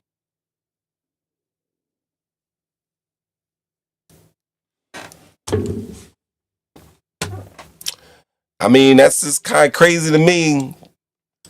I'm a good-natured person, good-hearted person, so this upsets me. Seeing stuff like this, seeing stuff like that. Like if somebody really did something, they're criminals, then yeah. But like I said again, like just my gut feeling here. I'm being nice when I say gut feeling. But look, this guy has got a little tat. I'm looking at it, and I can't tell. That could be a damn birthmark, but we don't know. I don't even know. Yeah, this is his arm. It's bent back. It's going here. These guys look serious. But I don't see like the crazy monster, tats that are stereotypical for gang members.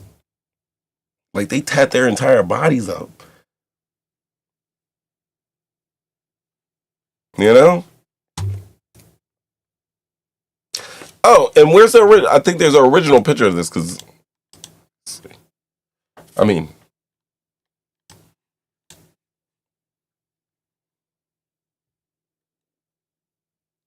This is the Trinde Aragua gang. They be ratted and tatted. Not all of them. So it's quite possible they could actually be gang members.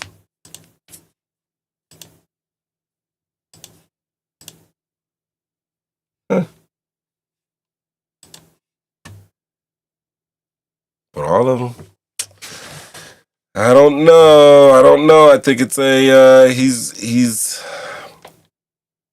these are concepts of a plan. This is what happens when you got concepts of a plan. That's what happens.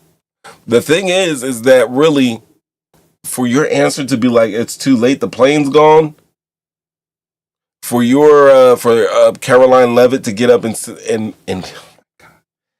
basically say that the reason why, to re-emphasize that it wasn't a written court order at the time that they allowed the planes to take off to send these guys to El Salvador, these Venezuelans to El Salvador.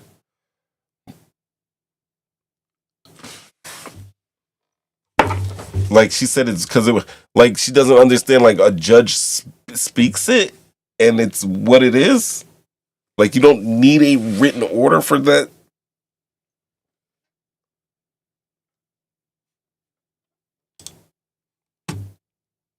Just little things, you know. We got existing laws meant to handle immigration. I'm pretty sure some of those guys did get out on Title 8. We're not even going to go into Title 8. But that's crazy. Yo, you know, this is... Yo, please.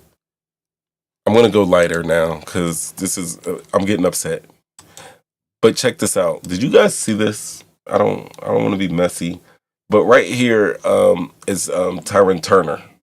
You guys may know him from Menace to Society. He played Kane in Menace to Society. He was the guy eating a banana saying, I don't like that. I don't like that in belly.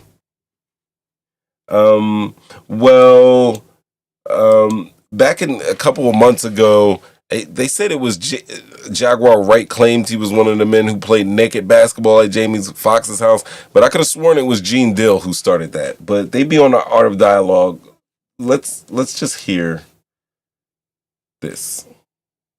She also alleging that Jamie Foxx be having naked basketball games at his house. Is there any truth to that?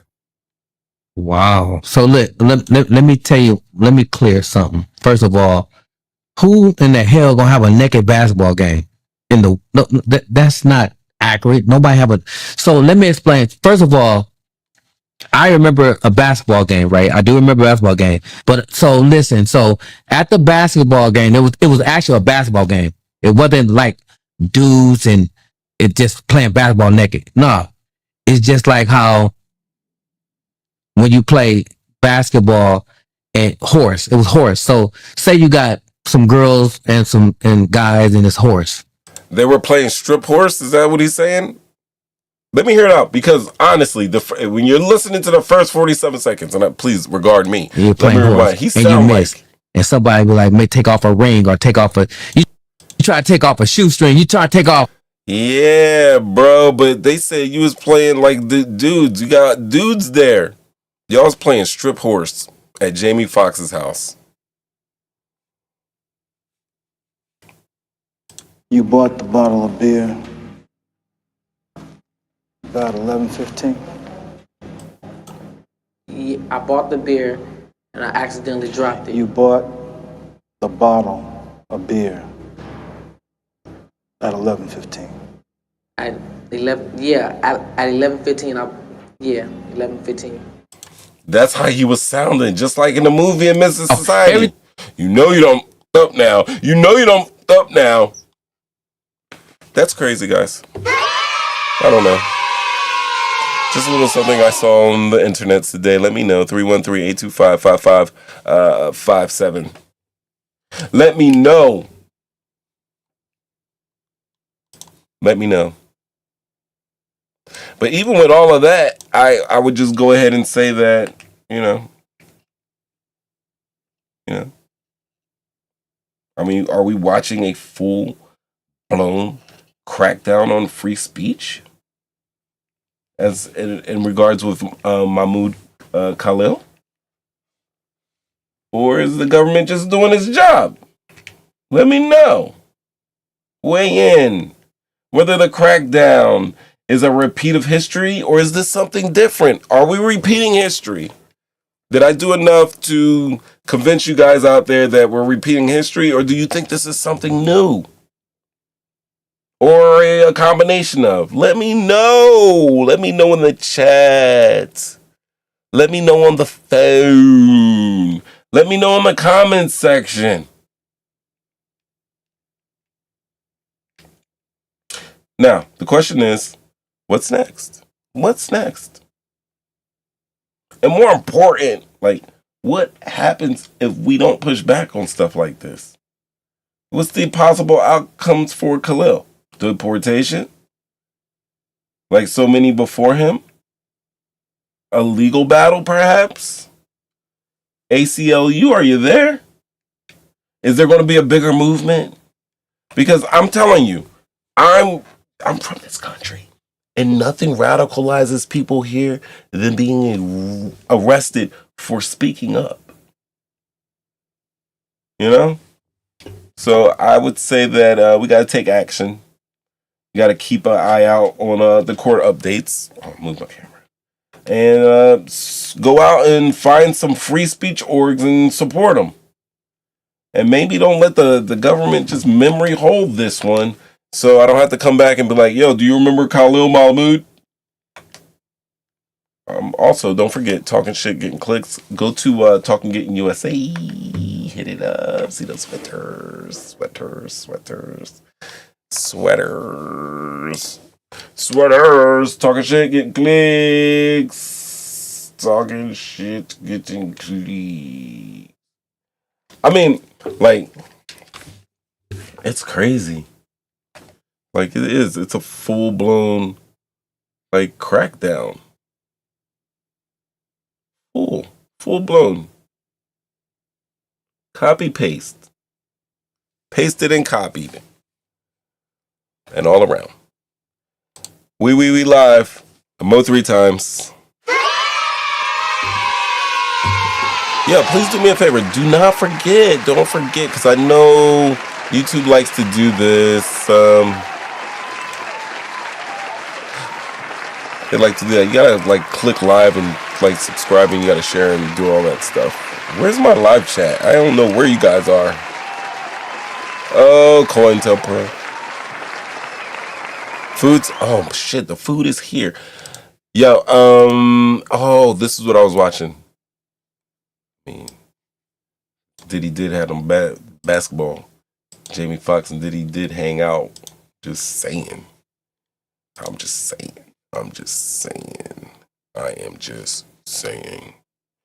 Oh, there was something that I got on. Maybe it's in my Gmail. I might have sent it to myself.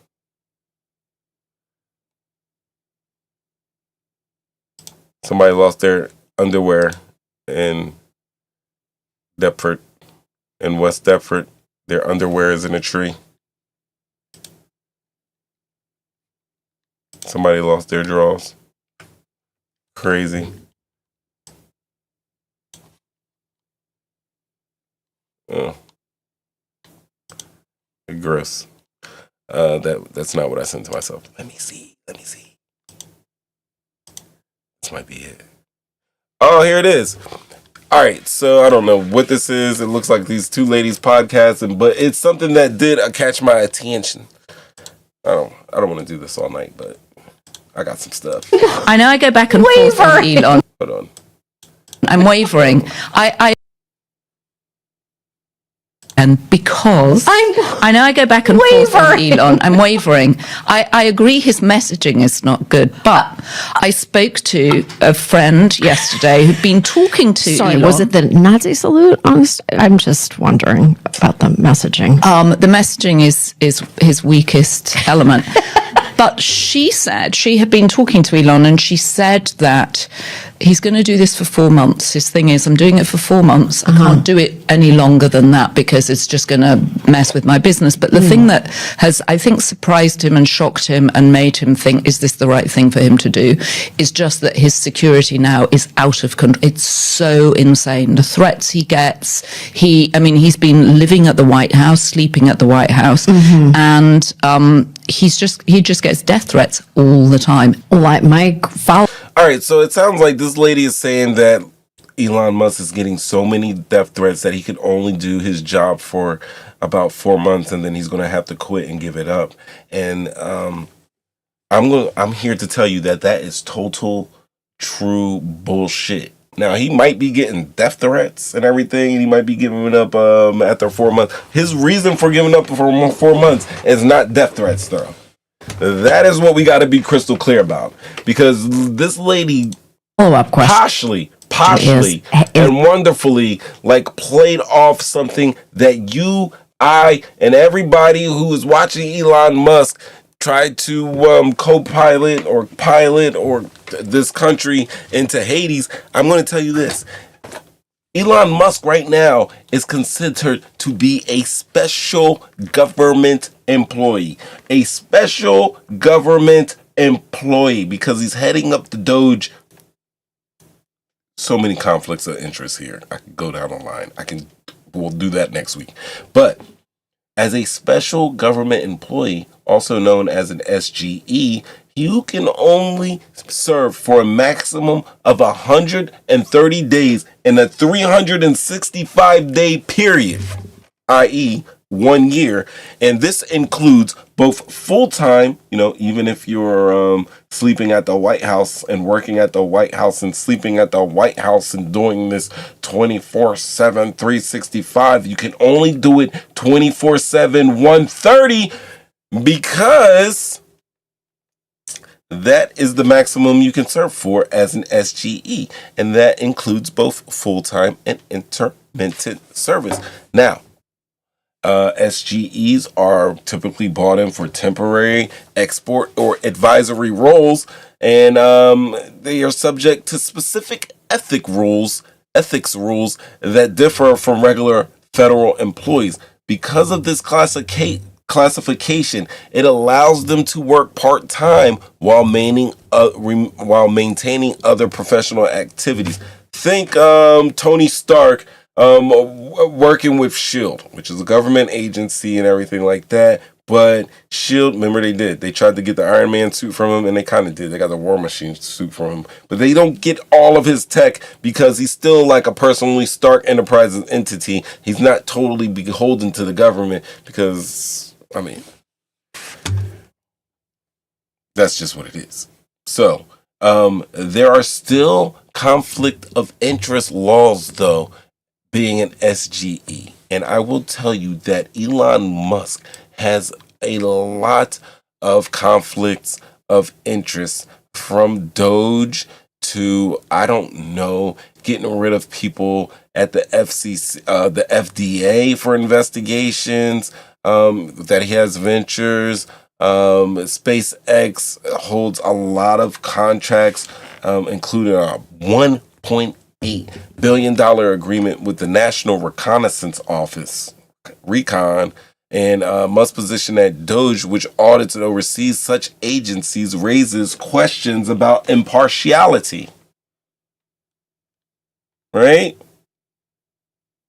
Neuralink, which is another one of Musk's ventures, is under FDA investigation, and reports indicate that the FDA employees reviewing Neuralink were dismissed by Doge.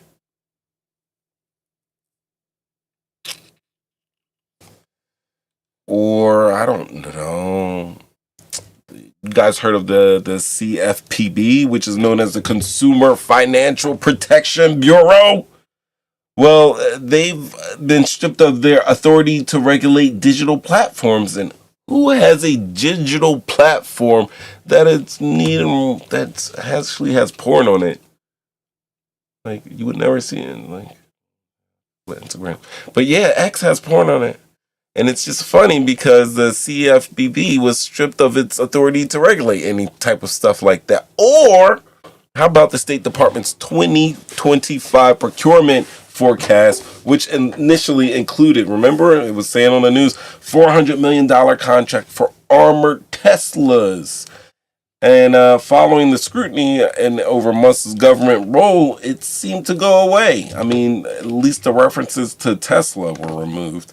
Not saying that the $400 million contract was at all times, but there's also some House Democrats that did a FOIA request seeking clarity on Doge's operations and Musk's potential conflicts, because I guess they're building up some stuff to go at him, but they need to hurry up because I don't know how many days has Trump been in office.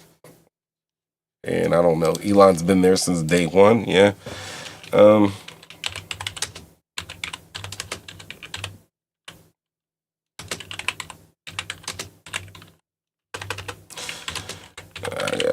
My math is mathing.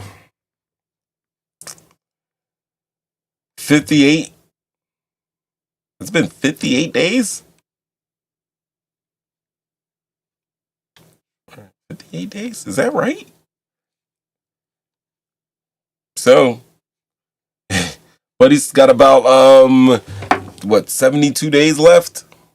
Am I doing it right? Because he got 130. Like 72 days left.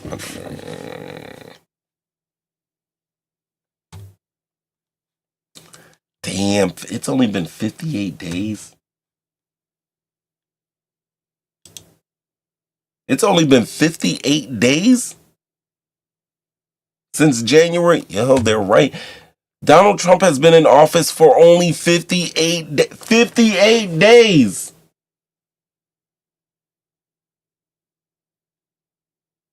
Elon Musk has been in presidency for 58 days. And he could only do, oh man. Yep. 4 months will be 130 days. That's crazy.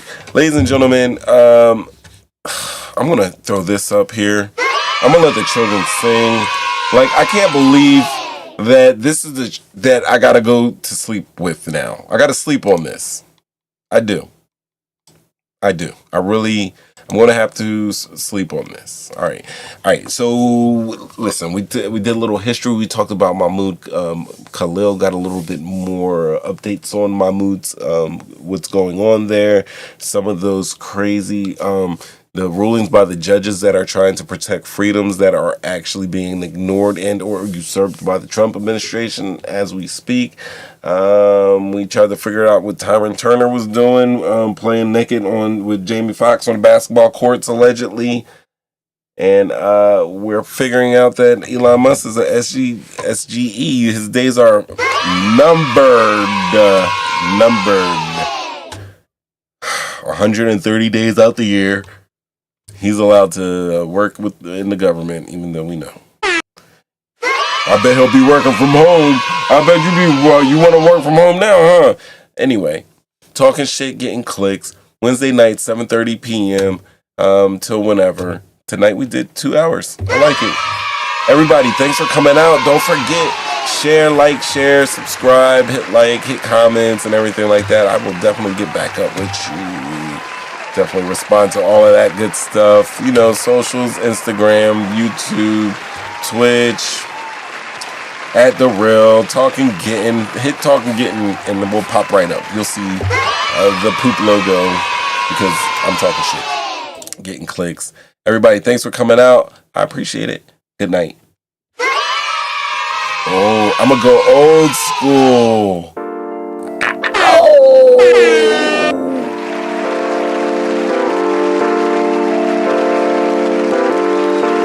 We live. Peace.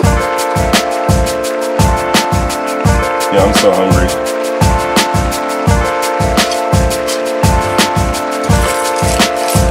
YYZ.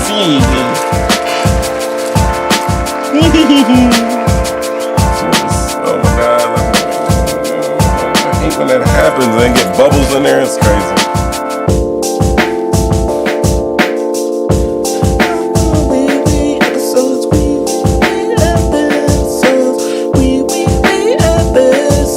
With Mo, 3